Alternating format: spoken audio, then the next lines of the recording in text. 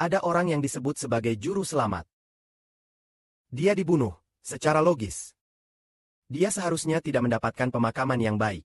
Karena orang-orang dunia menganggap dia sebagai penjahat saat membunuhnya. Tapi siapa sangka?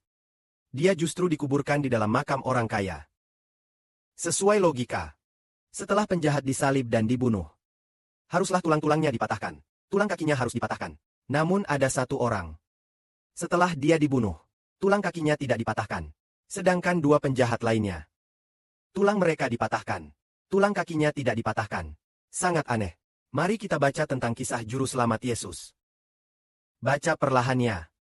Walaupun dia tidak pernah melakukan kekerasan dan tidak pernah berkata dusta, namun orang tetap menyebabkan dia mati bersama para penjahat di tempat yang sama. Namun, siapa sangka saat dia mati, dia dikuburkan di makam orang kaya. Sesungguhnya penderitaan dan kesakitannya adalah kehendak Tuhan. Karena Tuhan ingin menjadikan nyawanya sebagai tebusan dosa, dia akan melihat keturunannya, dan hari-harinya akan panjang. Hal yang Tuhan sukai akan terlaksana melalui tangannya. Setelah menanggung penderitaan hidup yang besar, dia akan melihat hasil jerih payahnya dan puas. Ini adalah gambaran seorang manusia. Dia tidak pernah berbuat jahat, juga tidak pernah berkata licik. Namun dia dibunuh bersama para penjahat. Ini merujuk pada Tuhan Yesus yang disalibkan. Bersama dua pembunuh yang disalibkan.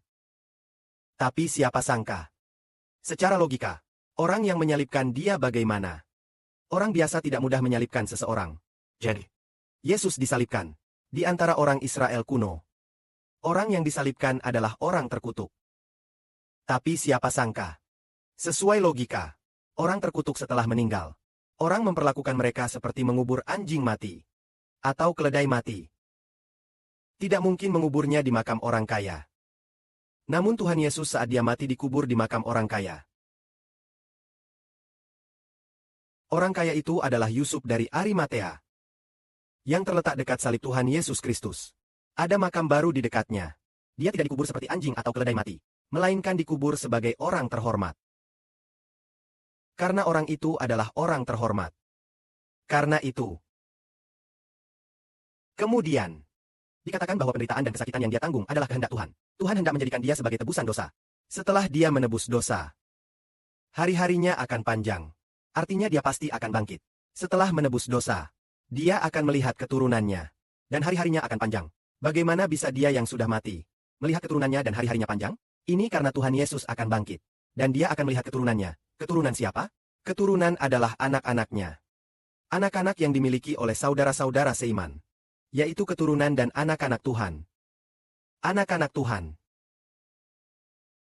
Yaitu keturunan Tuhan.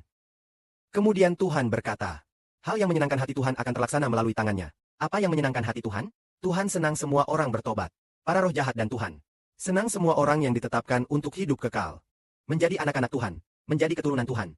Ternyata semuanya terlaksana melalui tangan Tuhan Yesus. Apa yang menyenangkan hati Tuhan? Orang yang membuat Tuhan senang adalah anak-anak Tuhan, bukan? Lalu siapa yang mewujudkannya? Itu terwujud di tangan Tuhan Yesus. Tentunya juga terwujud dari tangan anak Tuhan, Sioh. Itu juga terwujud. Anugerah tidak hilang. Manusia menjadi anak-anaknya. Tapi sekarang manusia adalah anak siapa? Anak-anak setan. Namun setelah rumah kematian Tuhan Yesus Kristus ditentukan, semua yang bernama Tuhan, mereka semua lahir dari Roh Kudus. Lahir dari Roh Kudus berarti keturunan Tuhan. Jadi apa yang membuat Tuhan senang terwujud di tangan Tuhan? Maka semua yang tidak percaya kepada Tuhan akan binasa. Semua yang percaya kepada Tuhan akan ditutup pintu dan Tuhan menyukainya. Dengan logika yang sama, hal yang membuat Bapa Surgawi senang pasti terwujud di tangan saudara Sioh.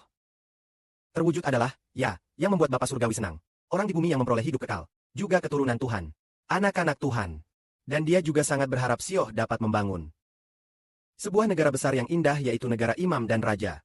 Yaitu negara yang melayani Tuhan. Saudara Sioh sangat mencintai Bapa Surgawi. Dan sangat mencintai Tuhan. Setiap orang mencintai Bapa dan Tuhan. Apa yang menyenangkan hati Bapa adalah juga berhasil di tangan saudara Sioh. Seperti nenek moyang. Jika begitu, setelah dia mengalami penderitaan hidup yang luar biasa, dan melihat hasil kerja kerasnya sendiri, dia merasa puas. Setelah pemerintahan saudara Sioh, dia akan mendapatkan berkat melimpah. Menjadi bapak bangsa. Mendapatkan kasih anugerah Tuhan. Amin.